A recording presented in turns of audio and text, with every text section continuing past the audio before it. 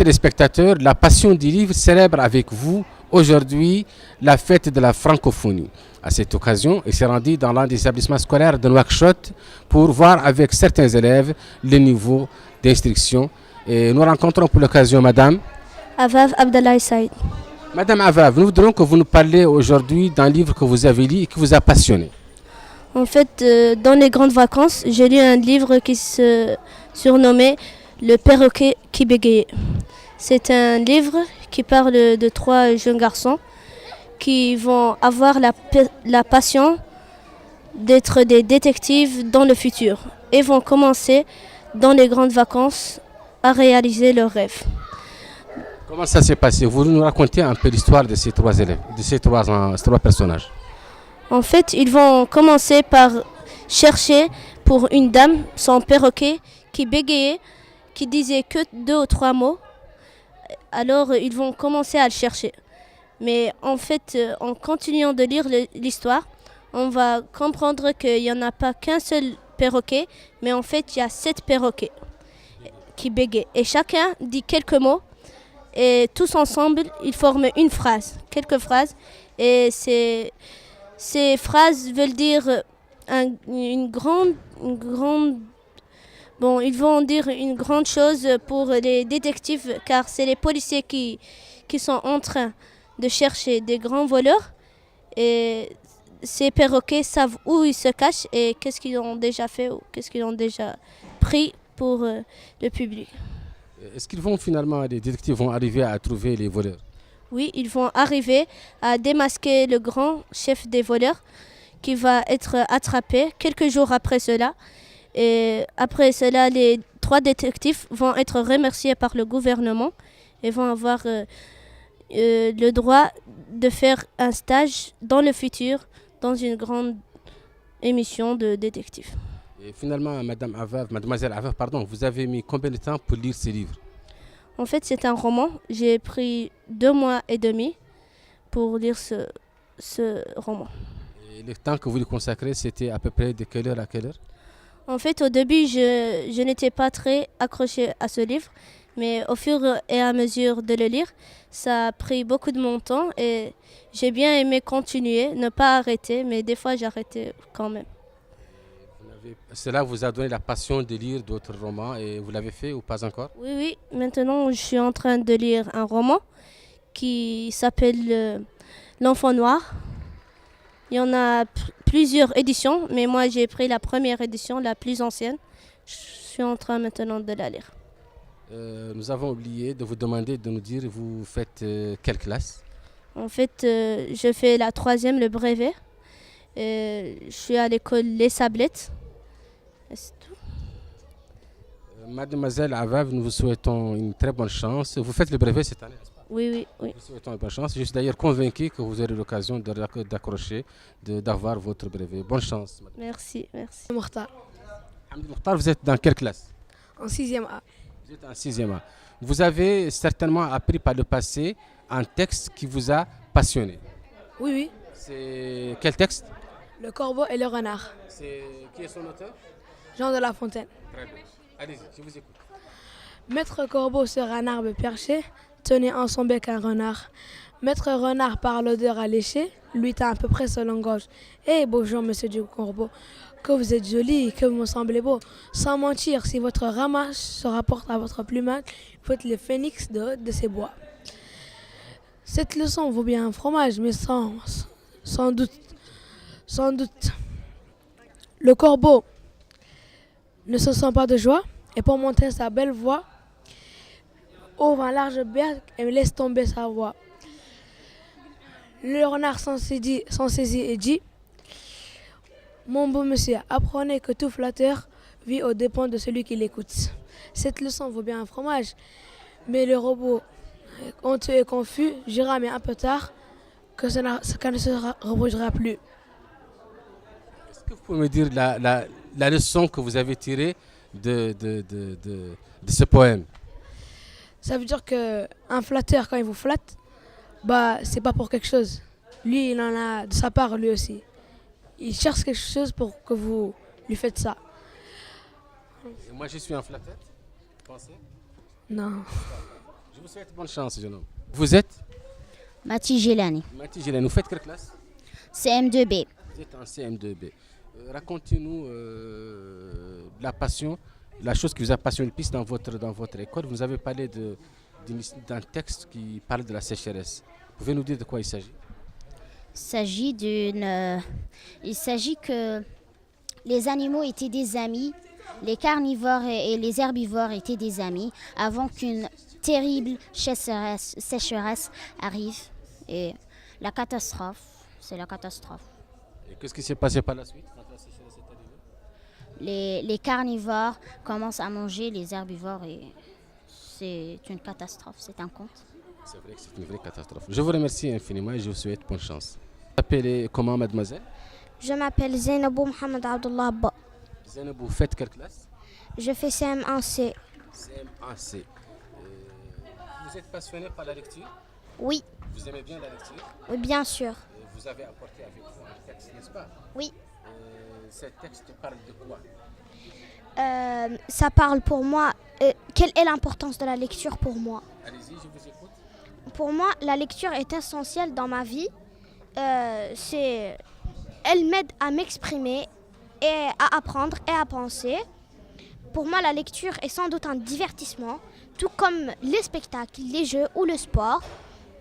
Elle nous procure un plaisir, elle favorise l'oubli des soucis et des stress quotidiens. Donc pour moi, la lecture, elle éveille l'âme et le cœur. C'est une ouverture sur le monde. Elle nous ouvre toutes les portes. Toutes les portes nous invitent à mieux comprendre le monde. Elle nous fait rejoindre l'auteur. On s'identifie au héros et on s'approprie ses aventures, ses sentiments. On sort comme cela de nous-mêmes. On vit plusieurs vies. Pour moi, la lecture nous permet de faire travailler notre mémoire, de réviser sans effort notre orthographe et d'accumuler des connaissances. Et pour moi, la lecture, elle est aussi un sujet de discussion avec les gens qui nous entourent. Et ce qui est bien avec un livre, c'est que tu l'ouvres, tu le fermes quand tu veux. Tu le prends avec toi n'importe où. Poche, sac, avion, voiture, lit, enfin partout. Un livre, c'est un navire dont il faut libérer les amarres. Il faut libérer les amarres d'un livre. Un trésor qu'il faut sortir d'un coffre verrouillé.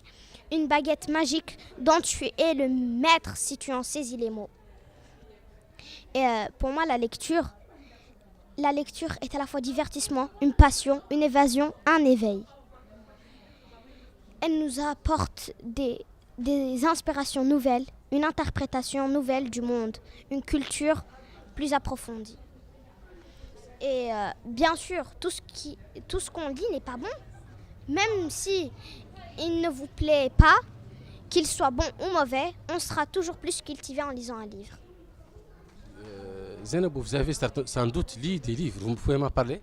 Bien sûr, j'ai lu Le Petit Prince d'Antoine Saint-Exupéry et aussi de Peter Pan. C'est l'œuvre d'un auteur écossais nommé James Matthew Barrie. Et La Petite Sirène, c'est un conte de l'écrivain danois Christian Andersen. Et Witch, le médaillon magique, c'est un roman écrit par la romancière américaine Elizabeth Lenhard.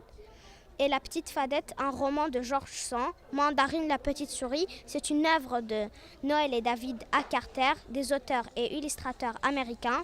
Et sans oublier Dora l'exploratrice, qui est aussi une histoire tirée d'une animation américaine créée en 2000. C'est l'histoire d'une petite fille qui a 7 ans et qui vit dans un ordinateur et qui adore voyager. Azul, le petit train bleu, ne pense pas être assez rapide pour remporter la course. Mais avec Dora et Babouche à son bord, tout espoir est permis. Très bien. Zainabou, je vous remercie infiniment pour cette excellente prestation. De rien. Et j'ai eu le grand plaisir de parler à un journaliste. Et il faudrait aussi lire des livres. Pour les jeunes qui s'intéressent à la lecture, il faut qu'ils continuent. C'est bien pour leur moralité. Merci infiniment. C'est Ahmed Abdelmoul. Vous faites quelle classe? Je fais la seconde. Vous êtes en Je suppose que vous avez déjà lu un livre ou des livres. Oui, bien sûr. Vous avez lu quel livre par exemple? Les Confessions de Jean-Jacques Rousseau. Allez, je vous écoute. Vous faites un résumé des confessions de Jean-Jacques Rousseau. Oui, il parle au 18e siècle, quand une personne fait des fautes, il part à l'église. Le pape de l'église, il dit qu'il a fait des fautes. Et le pape prend une éponge et il a le tableau de l'église. Et il efface, il dit que toutes ces fautes sont effacées. Il commence une nouvelle vie, quoi. Vous pouvez vous présenter à nos téléspectateurs? Moi, c'est Monsieur Omar, je suis prof de français ici à l'école Les Sablettes. Voilà, je suis prof de français au CM2. Prof de français de CM2. Je vous demande de nous parler un peu des méthodes de lecture. Les méthodes de lecture au cours préparatoire, elles sont un peu distinctes. Il y a la méthode globale. La méthode globale et ensuite l'ancienne méthode qu'on appelle la méthode syllabique. Voilà, c'est des méthodes qui ont fait des années de disputes, de querelles. Et pourtant, elles sont très distinctes et chacune a son résultat. La méthode syllabique dit qu'il faut aller du particulier au général, c'est-à-dire aller de la lettre à la syllabe, au mot, pour apprendre rapidement à l'apprenant, ce qu'on appelle, c'est-à-dire la lecture. Et la méthode globale dit qu'il faut aller de la phrase au mot, à la syllabe et à la lettre, c'est-à-dire aller du général au particulier. Donc toutes ces méthodes ont fait leur preuve. Mais personnellement, moi, je choisis la méthode syllabique. Pouvez nous dire quelles sont les méthodes que vous utilisez pour inciter les élèves à la lecture? Parce qu'on remarque que les gens lisent de moins en moins. Bon, au cours moyen, parce que j'ai beaucoup d'années dans l'enseignement du cours moyen, d'ailleurs dans les CM, il y a des niveaux de lecture. Je ne peux pas vous dire des méthodes de lecture, il y a des niveaux de lecture. Si on utilise les niveaux de lecture, ces niveaux de lecture sont très très importants. Il y a le niveau 1. Au niveau 1, on vous demande de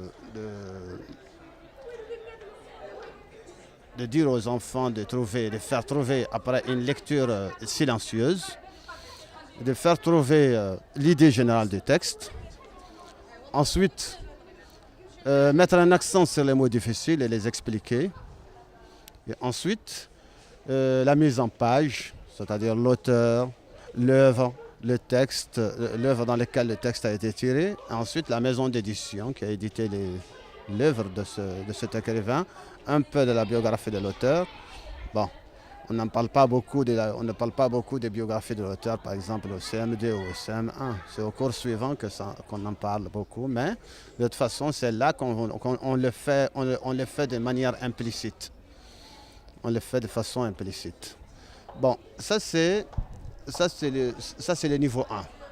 Le niveau 2 va vous demander de mettre un accent sur l'idée générale de chaque paragraphe du texte. Et là, vous allez trouver jusqu'à trouver, n'est-ce pas, à donner un titre à chaque paragraphe. Donc là, c'est une manière un peu de décortiquer le texte et de savoir de différentes phases, la chronologie, n'est-ce pas? Voilà, un peu la chronologie du texte. Ensuite, le niveau 3, vous allez mettre un accent sur le grammatical, sur l'origine des mots, c'est-à-dire les vocabulaires théoriques, sur les difficultés grammaticales, les difficultés de conjugaison. Et voilà, ça c'est le niveau 3.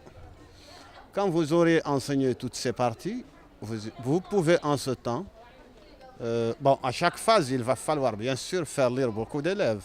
Ce n'est pas Ça, ce ne sont pas des niveaux qu'on enseigne un seul jour. Sur le même texte, par exemple, ça peut faire 3 jours. Chaque niveau, un jour. Ou bien chaque niveau, on peut faire sur les 3 niveaux une semaine, si on a du temps, sur les 3 niveaux de lecture. Maintenant, le tout ne peut pas se faire sans ce qu'on appelle les 3 C. Les 3 C, c'est ce qui fait travailler d'abord le cerveau, le cœur et le corps.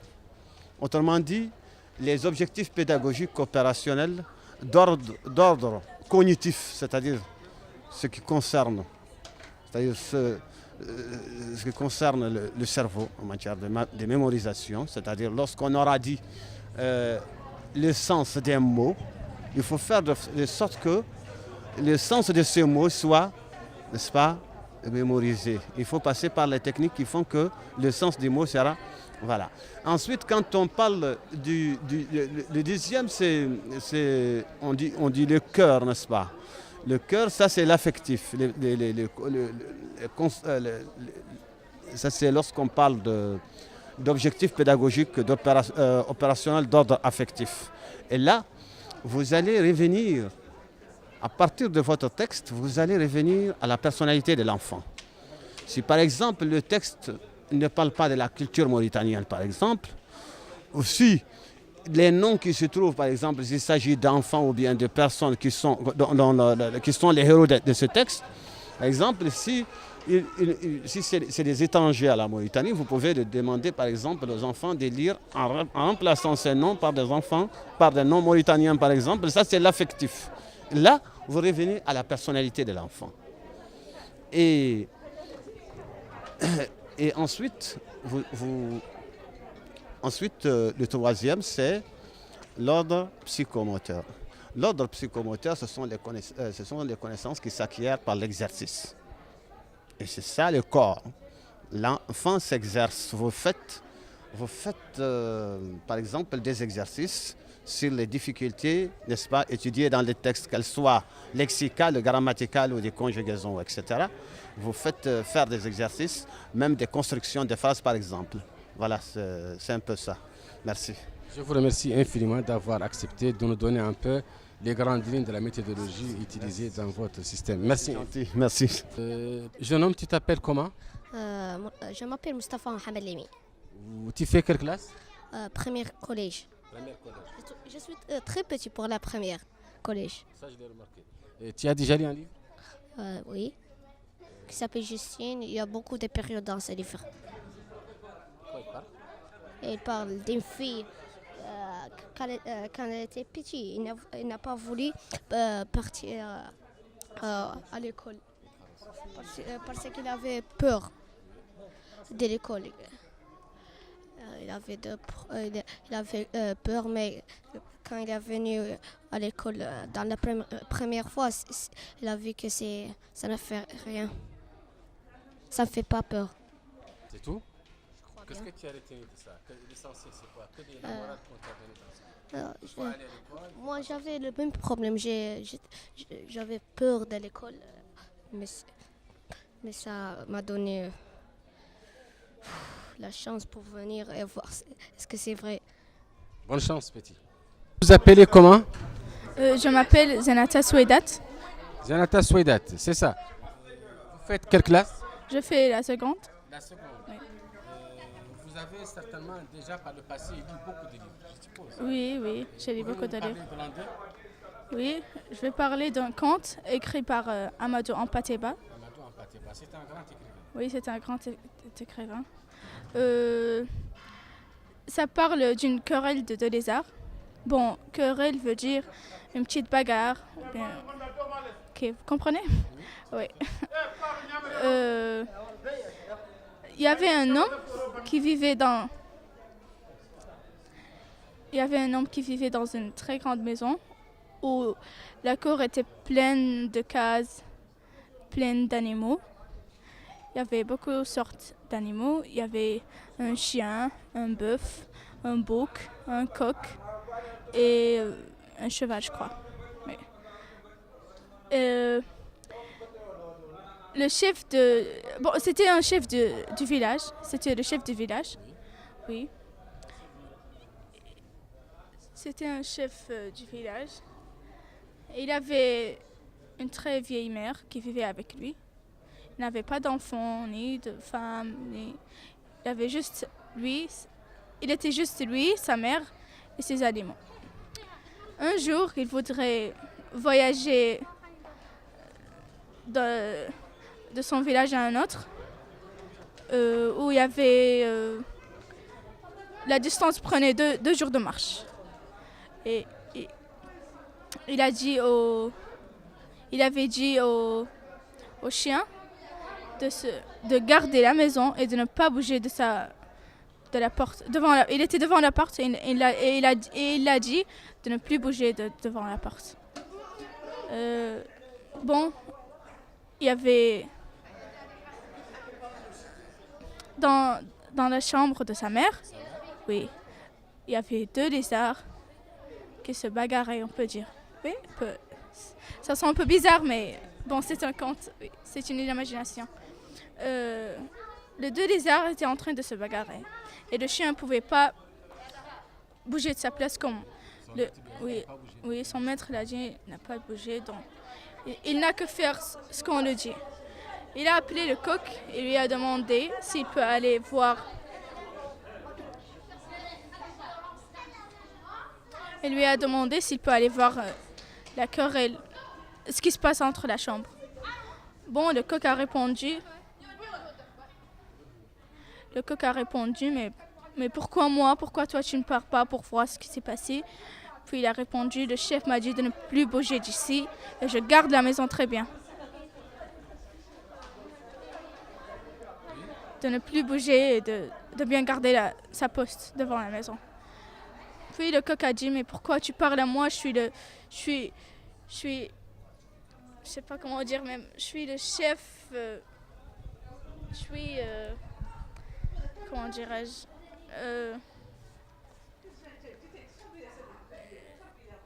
je suis l'animal qui réveille les gens à chaque matin, on peut dire comme ça, oui. Bon, le coq a refusé d'aller voir la querelle de 2 lézards. Bon, le chien avait appelé le cheval. Il lui a demandé s'il peut aller voir la querelle entre les animaux, il peut voir c'est quoi, qu'est-ce qui s'est passé. Le cheval a répondu non, mais pourquoi tu m'as choisi moi? Il y a le bœuf, il y a le coq, il y a tous les autres animaux. Je m'excuse. Bon, le résumé, c'est que le chien a parlé à tous les animaux et ils ont tous refusé d'aller voir qu'est-ce qui s'est passé dans la chambre de la mère.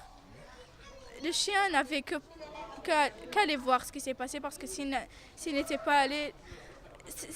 La femme était une très vieille femme. Elle ne pouvait pas supporter le dérangement des lézards. Donc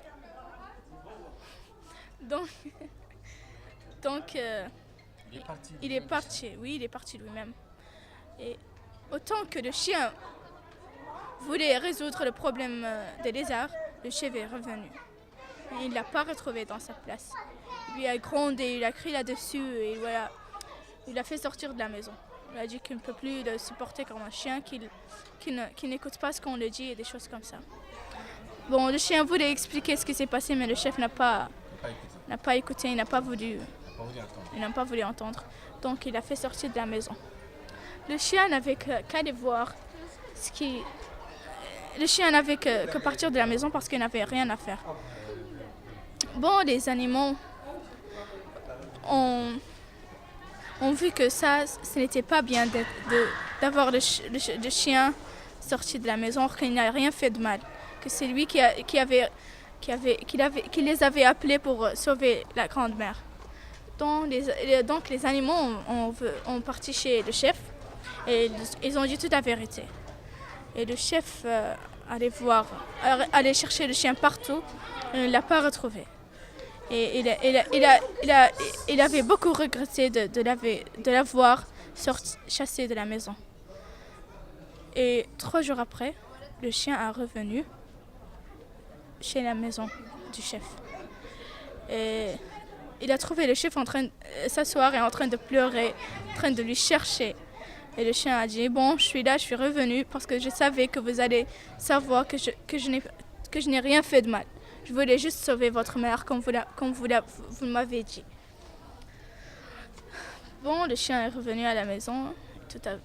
Tout est revenu normal comme c'était avant. Merci. Dites-moi, qu'est-ce que vous avez retenu?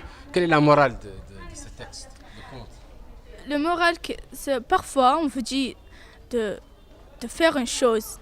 Et comme on dit en classe, le prof dit, comme par exemple, Zenata, ne bouge pas de ta place.